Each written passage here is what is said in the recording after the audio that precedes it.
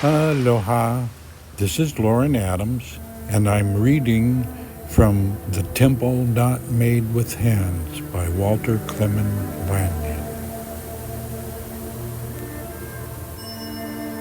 The God spake voice. If thy voice becomes single, thy whole body shall be full of light. Is not a stupid distorting or rearranging of words, but a revelation from the Spirit. When we read that God spake, we find it came to pass, or it was done. Man speaks either in the past or in the future. He either tells what happened to him or what he wishes or thinks will happen to him. He cannot say with any authority that his prayers will be answered. He can only preface his remarks with something in the nature of, if it be the will of God, or if God is willing, which is only a cover for his fear or knowledge that his word has no power. Talking of and about God only causes an emotional disturbance at best. Deep, powerful revelation is not measured by the strength of the vocal cords, nor by excessive motion of the physical body. Great show and pomp in worship of God is no indication of understanding at all. Talking of God through the so-called human voice, we see a variety of gods with a variety of powers. A millionaire conceives God as wealthy, quite naturally. A poor man's idea of the same God is functioning degrees below that. In a concept of wealth, which the millionaire would call small change, yet the law states, but there is one God. And until this wholeness or oneness is understood or seen, man will go on taking a measure of God out and calling it all, as a bucket of water from the ocean might be called the ocean. As man examines into the bucket of water, which he designates as ocean, he begins to see the limitations and the narrow confines of his claim. Anything he finds out about this ocean would have to come under the limitations of the measure in which he holds the water. So is it with man and life. Separated from the universal, he begins to measure life by the narrow limits of a personality which he believes to contain life. It is true, he does contain life, and is contained in life. But when he stops it down to the personality, he can only find in life what his measure has to give.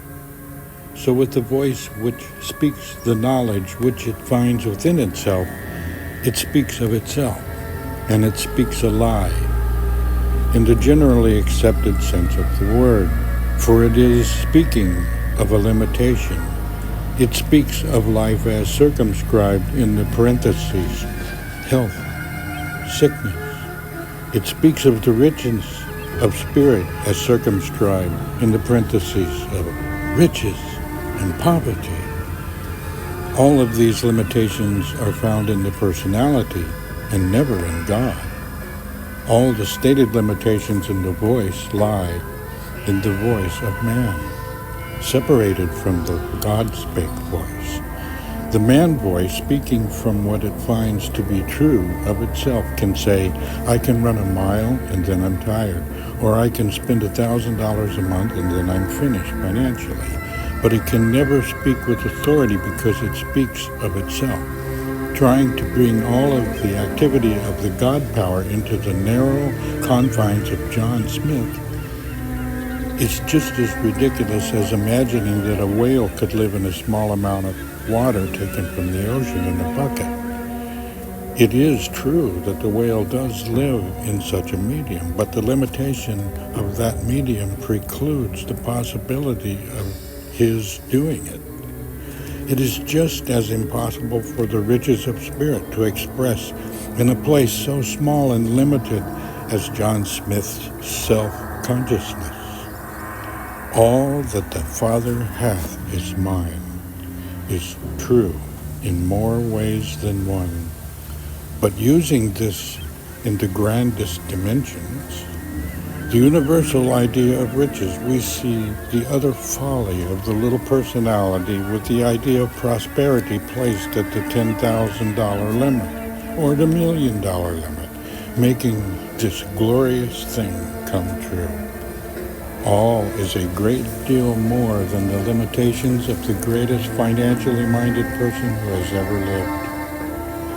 Trying to coax, convert, or change this glory of God principle to suit the personality and purposes of a person, to glorify a little personality and make a demigod of man, is as futile and fruitless as waiting for rain from the clouds without rain. As man begins to understand and see that something of the wholeness of life, he will lose his life and thereby find life. All that the Father has, your concept of the Father hath, is yours. And by that is why, even in the limited sense of things, we see people manifesting health, which they apparently know nothing about, or a certain freedom of money. Their personality, their personally circumscribed Father has just as certain all which they have a right to. No wonder the voice has over and over, be still and know that I am God. And do not confuse this with the little human voice which speaks of its own little wants and needs. The voice is man, when given the least opportunity, begins to tell what it wants to happen, or what it needs, or what it is trying to demonstrate. It is filled with the limitations of its own mentality. Be still. The voice, the God-spake voice, speaks of itself. It speaks from the vast riches of spirit, and knows that before they ask, it's already done. The God-spake voice is merely the calling into being of something that already exists. Recognition. It does not speak from the limitation of the human mentality, but it speaks the word, without thought or wonder or even guessing or explaining. Without any explanation, and the word thus spoken or thus recognized embodies itself in a glorious manifestation.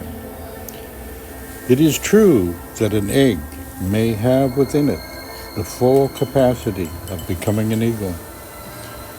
If it could record its feelings, it might know within itself that it could scale the great heights and float above, over the top of mountains, and abandon with how futile it would be to imagine that as long as it remained an egg, it would ever be able to accomplish this. It is true that it might be catapulted through the air and for a brief instant experience the feel of something within its soul, but what of the end of that flight? It is impossible for the present embodiment of poverty to express the freedom of wealth. It is useless to put old wine into new bottles, remember? Or new goods into old dresses. They are both lost. And yet, as we see the urge in the egg, we know that nothing amiss within the desire to fly over great open spaces with wings of an eagle. When we feel the urge of man for heaven, happiness, abundance, and all the lovely things which rest within us, we know likewise that nothing amiss is with this feeling. But to bring it into manifestation, we must have a new embodiment. The shell of the old conscious thinking must be cracked. The bucket of water must be emptied back into the sea. Life contained in the little body must be freed into the universal.